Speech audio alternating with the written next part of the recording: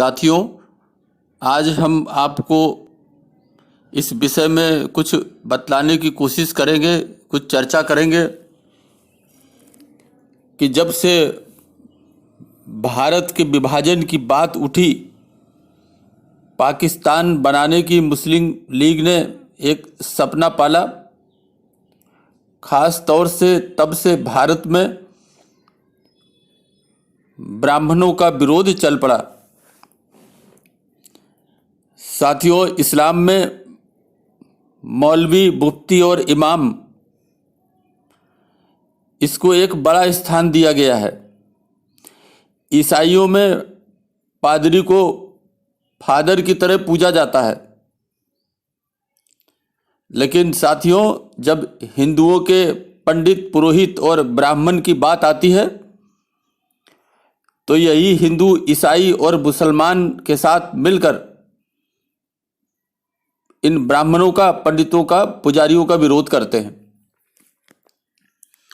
साथियों, ये एक बहुत बड़ी साजिश है, क्योंकि जिस तरह से ईसाइयों को एक साथ एकजुट करने में पादरी सहायक रहे,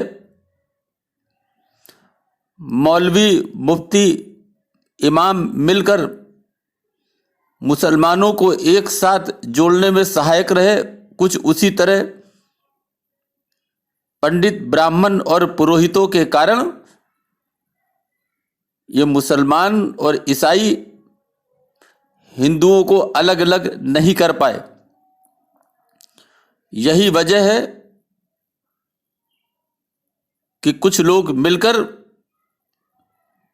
ब्राह्मणों, पंडितों और पुरोहित को हिंदुओं से अलग करना चाहते हैं, ताकि हिंदुओं को आपस में तोड़ना, लड़ाना आसान हो जाए। साथियों, लंबे समय से मुस्लिम देशों और मौलवियों की मदद से जोगिंदर नाथ मंडल के चेले जिन्नावादी सोच के साथ ब्राह्मण और ब्राह्मणवाद का नाम लेकर जातिवाद के सहारे जातिवाद फैलाकर ब्राह्मणों से आम हिंदू को अलग करने की कोशिश करते रहे हैं। ये लोग मंदिरों, मूर्ति पूजा का विरोध तथा सर मुंडाकर, मुंडन करके, बिना सिला सफेद कपड़ा पहनकर काबा के पत्थर को चूमने वालों का समर्थन करते हैं। ऐसे जातिवादी गिरोह के लोगों से हिंदुओं को सावधान रहकर बाबा भीमराव अंबेडकर साहब के विचारों को पढ़ना चाहिए। जातिगत नफरत फैलाकर ही हिंदुओं को अलग अलग बांटकर ये अपना खेल आज तक खेलते रहे हैं। इन जोगिंदर नाथ मंडल और जिन्नावादी पाकिस्तान परस्त मानवता के दुश्मनों को आपको पहचानना होगा। अगर आपको भारत में सुरक्षित रहना है, क्योंकि साथियों, आप जगह जगह से भागे, अफगानिस्तान से भागे, जगह जगह से आप भागते रहे। अब हिंदुस्तान से अगर भागना हुआ तो आप भाग करके कहां जाएंगे? साथियों, बौद्धों को अफगानिस्तान और उसके आसपास से मार मार कर भगा दिया गया। वो कुछ नहीं कर पाए, क्योंकि वो तो बेचारे भिक्षु बन चुके थे। उनके पास अपनी रक्षा के लिए कुछ भी नहीं था। उनका इस दुनिया में काम करने का मतलब समाप्त हो चुका था, क्योंकि वो भिक्षु बन चुके थे। साथियों, ये भिक्षु दूसरों के ही सहारे अपना जीवन चला रहे थे। ऐसे में वो अपनी रक्षा करना लायक ही नहीं बचे थे, असहाय और अपंग हो गए थे। लोग एक तरह से मेहनत, मजदूरी, व्यापार, खेती इत्यादि कार्य करके इन बौद्ध धर्म के, बौद्ध मजहब के भिक्षुओं को भी पाल रहे थे। आध्यात्मिक दर्शन के साथ सांसारिक कर्मों से मुंह मोड़ने से व्यक्ति मिट जाता है। वो व्यक्ति भी मिट जाता है जो अपनी सुरक्षा करने लायक नहीं रहता। साथियों, आप मंदिर गए होंगे, आपने हिंदू देवी देवताओं की मूर्तियों को, चित्रों को देखा होगा, जिनके हाथों में शास्त्र है और शस्त्र भी है। दोनों के साथ इन्हें दर्शाया गया है।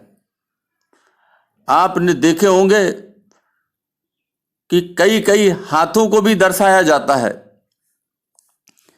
ये साथियों, ये जो हाथ हैं, ये कर्म रूपी कई हाथ ये भी दर्शाए जाते हैं। अर्थात इंसान के जीवन में कई गुना आपको कर्म बढ़ाने होंगे। जन जीवन कल्याण का ही यह एक दर्शन और संदेश है, जिसे आप मूर्तियों और चित्रों में पढ़ सकते हैं। साथियों, जैसे जोगिंदर नाथ मंडल ने जिन्ना के साथ मिलकर पाकिस्तान बनाने के सपने पाले, ये जोगिंदर नाथ मंडल के चेले बाबा साहेब के नाम पर हिंदुस्तान, भारत, भारतीयता और ब्राह्मणों को गाली गलौज करते आपको दिख जाएंगे। लेकिन यही लोग बाबा साहेब की बातों को नजरअंदाज कर इमामों के साथ खड़े होकर गोलबंदी भी करते हैं। साथियों, ऐसा ही कुछ जोगिंदर नाथ मंडल ने 1947 के पहले जिन्ना के साथ मिलकर किया था। पाकिस्तान जाकर वहां मंत्री भी बने, लेकिन जब पाकिस्तान ने लात मार के उनको निकाल दिया तो उन्हें भागकर फिर से भारत आना पड़ा। लेकिन साथियों, अपने चेलों को जो वो पाकिस्तान में छोड़ा है, उनके बर्बादी की कहानी वहां लिखी गई। साथियों, ये लोग जो आज ब्राह्मणों को, पंडितों को, पुरोहितों को गालियां देकर हिंदू समाज से अलग करना चाहते हैं, इनकी नियत में खोट है। आप इन्हें पाकिस्तान के इस्लाम की जो इमाम हैं, उनकी आप बी टीम ही समझ सकते हैं। क्योंकि साथियों, अगर इनको ब्राह्मणों, पुरोहितों, पंडितों से इतनी तकलीफ होती तो तकलीफ इनको मौलवी और इमामों से भी होती, तकलीफ इनको ईसाइयों के फादर से भी होती।